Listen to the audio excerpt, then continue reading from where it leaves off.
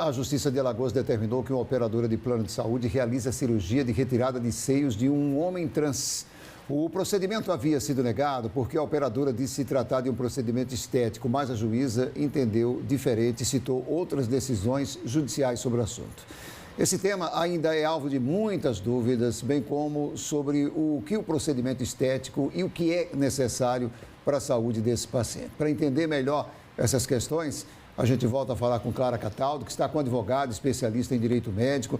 Nesse caso aí da transição de gênero, o que é que a Justiça tem decidido, hein, Clara? A decisão da Justiça, ela vai depender muito do caso de cada paciente, do relatório médico, dos fatores que esse profissional da saúde alegar, né, colocar no laudo também, para que a Justiça possa analisar e possa dar essa decisão. Quem vai tirar todas as dúvidas sobre esse assunto agora é o Juliano Pessoa, que é advogado especialista em direito da saúde. Bom dia para você. O que a lei diz, né, sobre esses procedimentos para o processo de transição de gênero?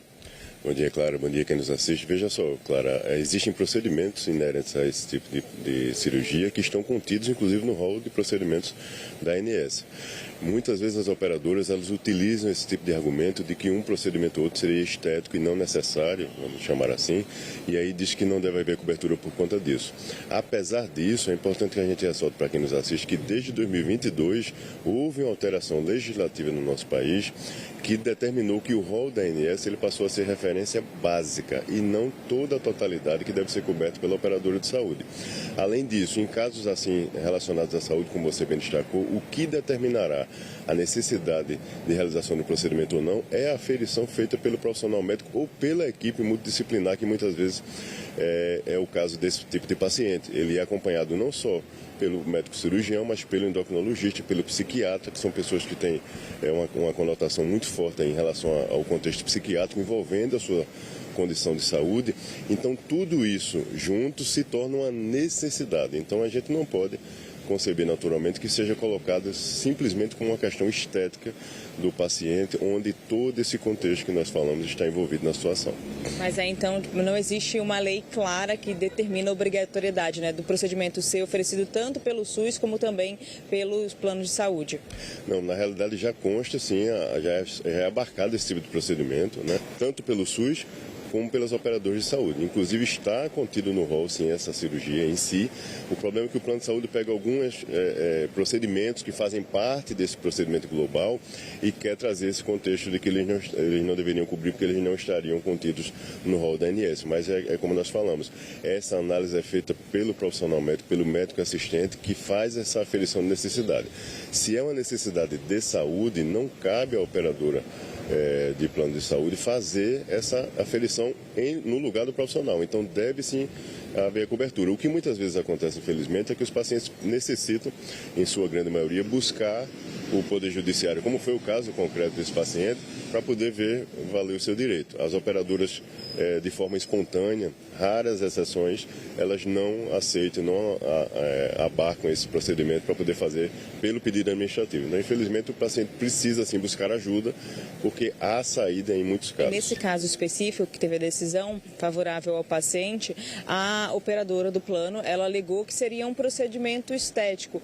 Existe alguma forma da gente caracterizar o que seria, de fato, o procedimento estético e o que seria a necessidade realmente de saúde? Veja, o procedimento estético ele tem que ser puramente voltado para isso, ou seja, é um embelezamento que está se buscando. Por trás disso, vamos chamar assim, não há uma necessidade de saúde, ou seja, não está trazendo qualquer prejuízo, qualquer dano à saúde daquele paciente. Neste caso específico, os médicos relataram o contrário. Então, os médicos verificaram que há um prejuízo à saúde desse paciente, até porque, segundo o relato do caso concreto, ele se automedicou por um período relativamente considerável. Além de, depois disso, permaneceu com tratamento já com acompanhamento médico, e estes médicos é que constataram na prática que está havendo um prejuízo à saúde dele. Então, ou seja, por conta disso, deve sim se reparar isso por meio da cirurgia indicada. E aí o plano sim surgiu dizendo que não cobriria com esse argumento.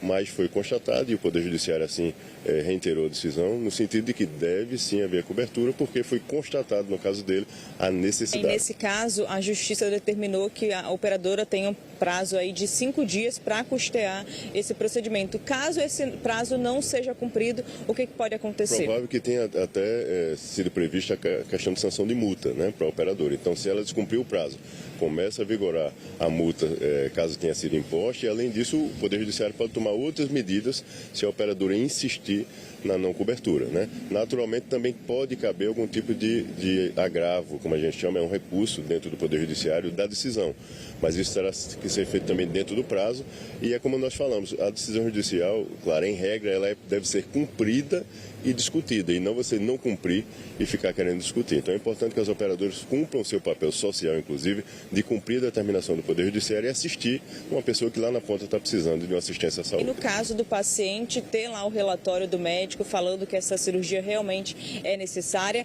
mas aí quando chega para a operadora nega o procedimento, diz que não faz parte, não está ali dentro da cobertura do plano, também não faz parte do rol, como foi esse caso da ANS. O que esse paciente deve fazer para ter o seu direito garantido? Ele deve guardar as provas? O que ele deve guardar?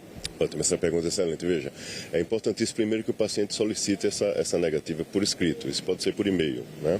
A operadora tem a obrigação de fornecer essa documentação.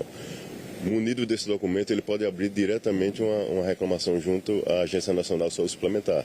A ANS intervém nesses casos. Ela fará contato com a operadora pedindo esclarecimentos daquele caso. Ao mesmo tempo, ele poderá buscar ajuda nos órgãos de proteção e defesa do consumidor ou já partir direto, se for o caso, para buscar um profissional da área jurídica, né, que atua na área da saúde, para poder assessorá-lo nas medidas seguintes. E aí ele pode direto, se for o caso, a depender da urgência e da necessidade daquele tratamento, claro, já buscar o Poder Judiciário pedindo uma decisão liminar. Essas análises da decisão liminar, elas são breves, tá? A gente não vai entrar no mérito do processo, vai se analisar o indício de necessidade e de veracidade daquele caso, e o juiz pode rapidamente conceder uma liminar determinando que o plano seja obrigado a cobrir o tratamento. Assunto importantíssimo, muito obrigada pelos seus esclarecimentos aqui. É isso, viu, Gilvan? Essa decisão, né, que aconteceu foi bastante favorável, foi uma decisão importantíssima e os pacientes, eles precisam estar atentos aos seus direitos, caso eles não sejam garantidos, fazer todo esse procedimento para poder garanti-los. Eu volto com vocês aí no estúdio. Obrigado, Clara. Bem esclarecedora a entrevista, viu? Muito obrigado. Bom dia para você. Pois é, mas é importante que a gente não tenha que toda vez entrar no judiciário para conseguir garantir esse direito, né? Como a Clara Catado falou. O tempo todo entrando na justiça, né? Exato. Muito complicado.